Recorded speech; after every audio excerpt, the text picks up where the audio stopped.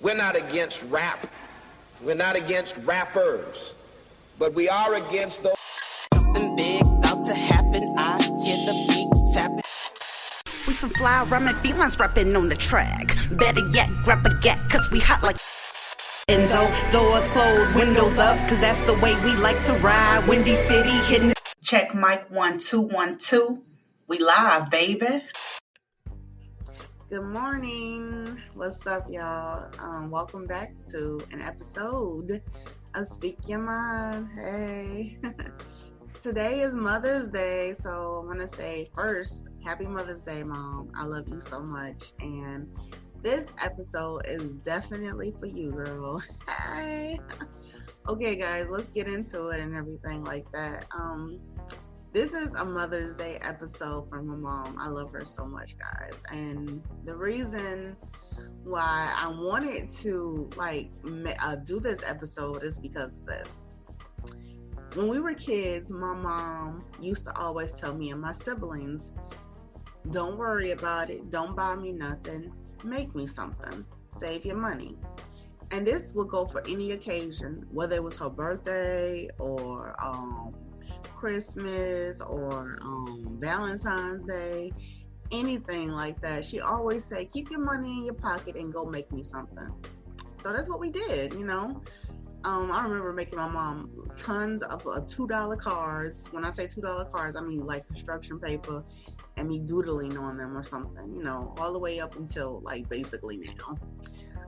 I've recorded poetry from my mom and, you know, like a song and gave it to her. What else did I do for my mother? I did a lot of different stuff, you know, just made little stuff for her and everything like that. So that's what she wished for. That's what she got. And until this day, I'm damn near 40 years old, still making my mama shit.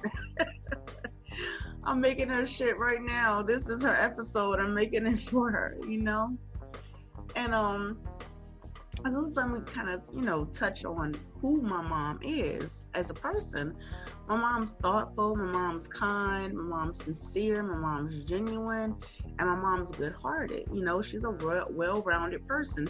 However, the woman is private, honey. Like, if we were the same person, she wouldn't be doing what I'm doing right now because she's so private. Like, yo, Mom doesn't want us to tell her business to nobody. I mean, ever since we were little, you know, don't tell your friends my business. I'm like, okay. You know, all the way until like, just don't talk about me, period. And so it had really been like that since we were kids all the way up until now, to the point where last Mother's Day, last year, I had to sneak literally pictures of her from over the past years, you know, probably like the past decade. And what I did was I made a collage of pictures of her hairstyles that she had over, you know, many years ago. She went from an afro to dreads to press and curl, honey, to very short haircuts like a pixie cut, you know, just everything you can freaking think of, whatever kind of hairstyle. My mama had it, you know, and I wanted to pay tribute to her because that's where I get my creativity from when I do my hairstyles, you know what I'm saying? I get that from her, you know, so I put that up on my social media accounts, right? And I told you my mom's private, so she found out through somebody else said, you know, that your daughter put up pictures of you, and my mom freaked out, like, what? She damn near cussed my ass out, y'all. I'm talking about something serious too. And so I had to take all of that. And then when she finally got through, I'm like, Mom, you have to understand, like, this is what people do. You know, they, you know, pay tribute to their mothers if they love them, you know. And I did that for you online because I wanted everybody to see how beautiful my mom was, you know. And so she, I guess she understood or whatever. So, you know, I ended up keeping it up there. But that was last year. So this year is something different and everything like that. And just to touch bases on kind of like who my mother is. My mom is really, she would give the clothes off her back to you if she could. If she saw that you needed help, she would help you. My mom's really kind like that. She has a really good heart, and she never, abandons people. She understands that people are human, and then, and then some, make mistakes, blah blah blah. My mom was just a really good person, like, and I probably get that aspect from her too, just coming off as sincere and kind and stuff. And I'm only saying that because that's what I see in my mother. You know what I'm saying? So, and she's smart too. She's very intelligent. So, I guess it's time for me to get into the story. Yeah, my mom's dirty little secret. So one day, I woke up in the morning and I didn't get my normal quote unquote phone call from her. And she texted me, which was not out the normal. She's like, okay, it's cool, text. But we text for about maybe 4 or 5 days in a row without any communication over the phone. And I thought that was strange, I'm like, what is going on? So day 6, day 7 came. That's a full week, y'all. And I talked to my mom every single day. So this didn't happen this time. 7 days went by without me speaking to her. And I'm like, Mom, like through text, like, what is going on? And she's like, saying nothing or whatever. I'm like, Ma, please call me. I demanded her to pick up that phone and call me. And I said, if you're not going to call me, I'm going to call you, because she just did the texting thing. And I dealt with that for a week. And after that, stuff didn't start to feel right. So I ended up calling her. And when she picked up the phone, I knew something was wrong. I could hear it in her voice. And I said, Mom, what's wrong? And then she said, I'm sick. I said, sick? Now, all kinds of shit going through my mind at this point. This is uncertain times we're living in. This is a straight pandemic we're living in. And so the first thing to go to my head is like, you sick? What you mean you sick? Feel me? She started telling me, her symptoms and everything. And her symptoms consisted of a high fever. A fever was like over 102 degrees. That's a lot, yo. She told me she had chills and night sweats and hallucinations. Like, for the people that really understand what this shit is, what I'm talking about then, And she said, I think I got it. I think I got the virus. I'm like, what? So I started looking up stuff and everything. And Lord and behold, she was right. She did have it. But the question was, like, why aren't you going to the hospital? Like, what is going on? And she said to me, I never forget it either. She said, I didn't go to the hospital because nobody would have been here to take care of your brother. My brother's 10 years old, guys. She said, nobody could take care of him like I take care of him. So that's why I didn't go to the hospital. And I was just like, so like in shock and in awe at the same time, if that makes sense. Because what person would sacrifice literally their own life to take care of someone else? I mean, I get it too. Because at this point, we're all social distancing. Like, it is like, oh, who's going to be there for him and everything. It was just sad. And she told me, she told me a lot of stuff or whatever. Like, she just had to, basically fend for herself and take care of herself. And I'm like, how did you get sick and everything? And she told me. She said, I think it's just, just me being out a lot and around people. Because I remember when she was out a lot, like, at the stores and stuff like that, she told me, like, okay, I gotta get in the house and stay in the house for a couple of days, and blah, blah, blah. I'm like, okay. But I guess she was a little bit too late or whatever. Because by the time she set her ass down in the house, the sickness started coming over her body.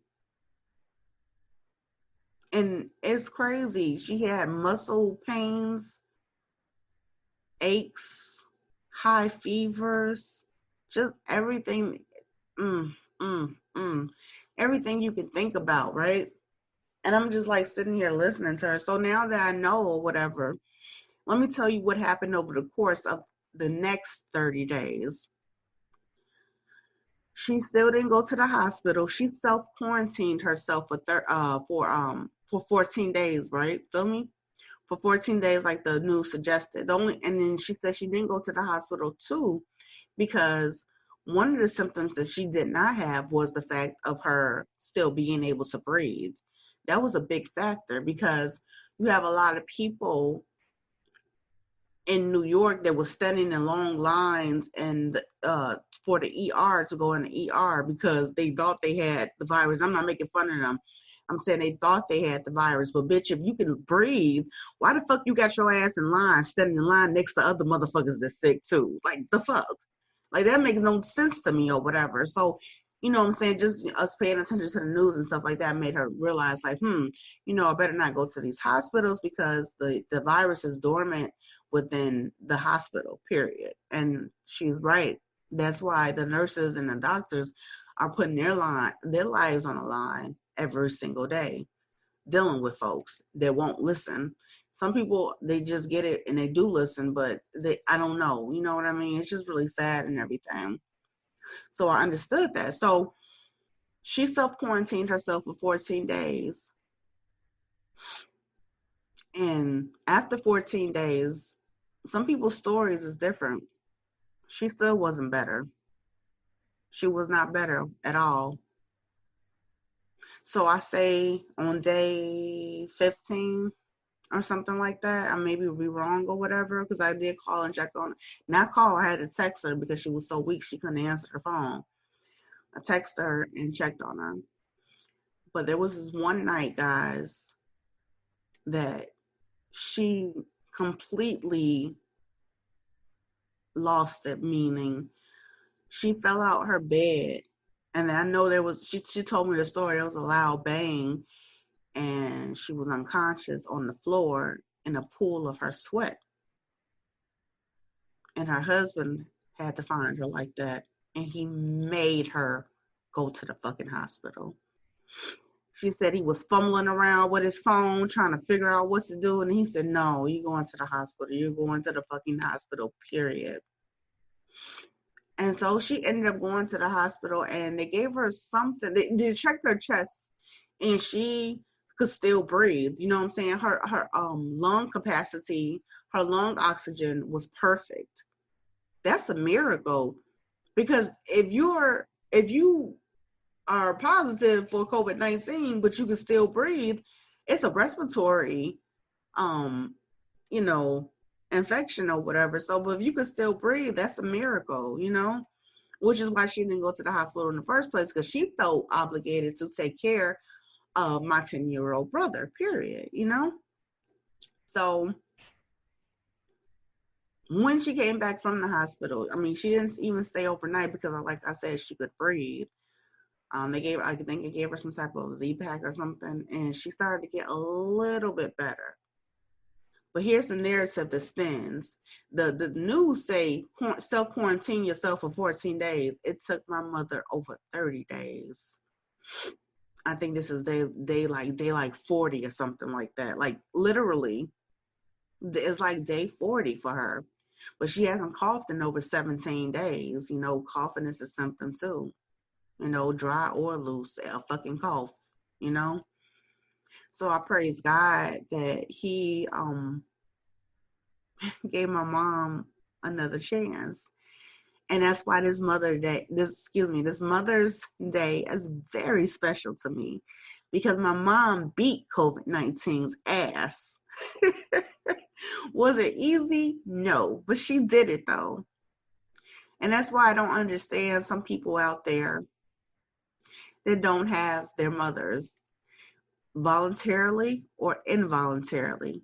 You know, if your mother is still alive and she's as wonderful as my mom, you have no reason not to say you don't have a mother. You know, this is a pandemic we're going through. You really see people's selfishness.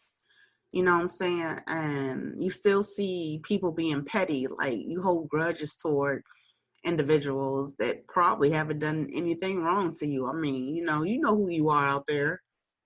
You know, you can't pick up the phone and call and ask how you're doing or are you okay? Like a genuine, like, are you okay? You that goddamn selfish and inconsiderate.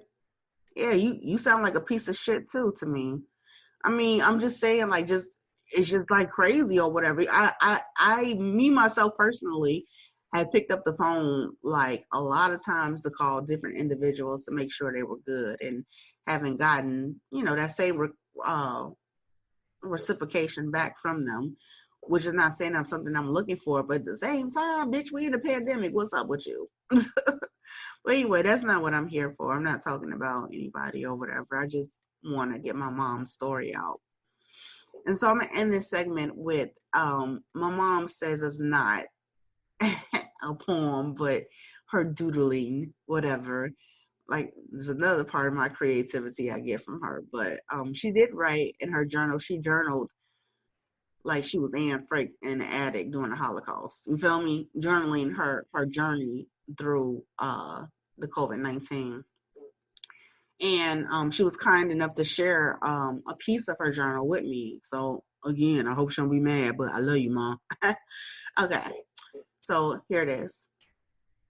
Reckless behavior by people during a pandemic, planning and attending house parties, large gatherings, protesting without masks with mouths, flying wide open while carrying guns, rifles, pistols, chanting, open up our states, open up our country, hosting and attending poker games with 5 to 7 people who sit in close proximity of over one another without mask is not, I repeat, is not a trait of human nature, as some would imply, or hell, even say.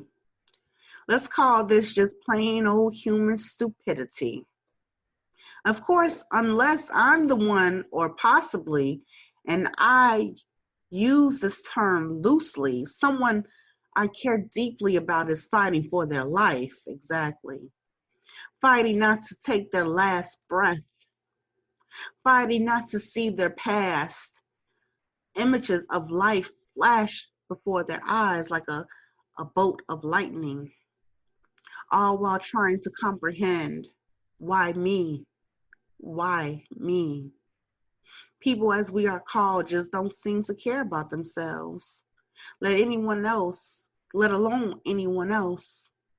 Human nature suggests proliferation and self-preservation, not self-emulation.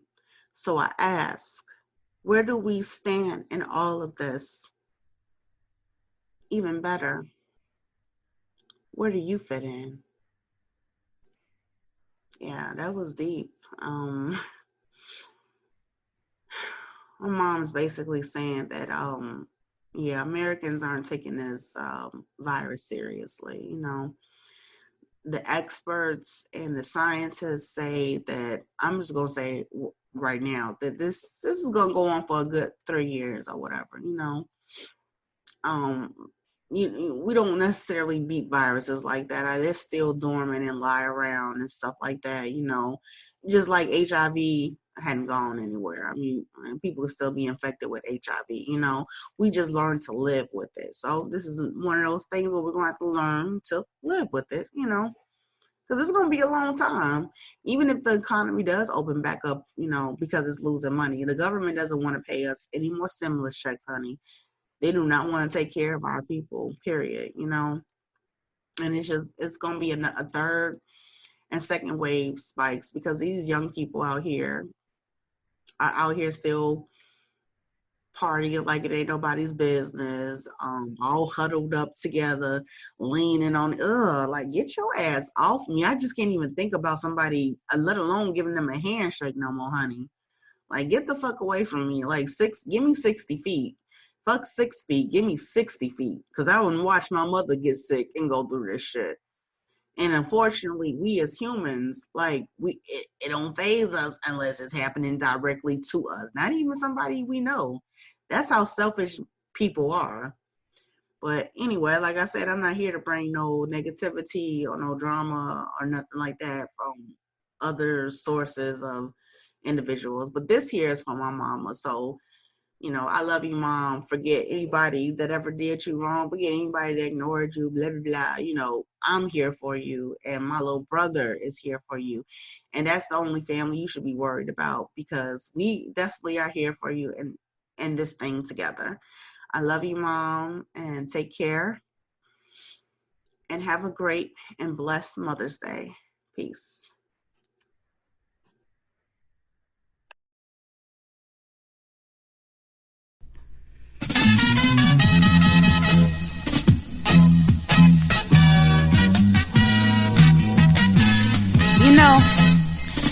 I want to take this time to talk about a very special young lady in my life.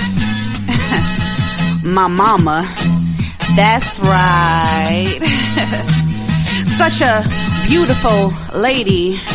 And I thank God for giving me such an amazing mother and best friend. See, I count on her through thick and thin. Now let me take you back to 1998 when floppy disks was still in computers and me sitting at a desk full of students and I was acting a pure fool. But you always taught me how to use my common sense and never let another talk down on me because she had taken all the talk downs and beat downs from a nigga called the Lion Cheetah. But that's another story. Now, back to my mama. She always been my rock, my fortress. My mama is straightforward, no chaser, don't sugarcoat shit. We'll see right through it. Girl, watch your mouth. But mama, I'm just talking about you, girl. My sunshine, my everything. The rose in the middle of the concrete, and we, her offspring. Little baby sharp thorns. Getting into mad fights in grammar school. Parent-teacher conference more frequently because someone yelled out, "Yo, mama," and I went off instantly, defending the honor of a Nubian black queen because I so appreciated the throne that she gave me. Silent nights, memories of a 90s late December, stranded on the side of the road together. Grew up and watched God perform even more miracles. That late 90s summer drug overdose, sitting in the library of a black and white hospital, asking my big mama, can I see you so I can tell you that everything is gonna be alright. No mistake made without purpose. Taught me how to turn my cloudy days into sunny ones to last the rest of my life.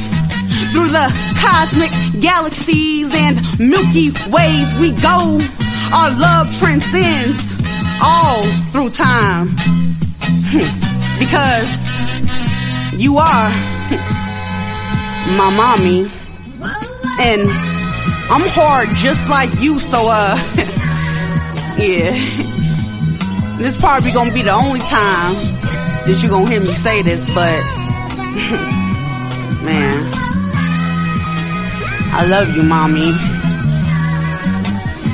Girl, bye.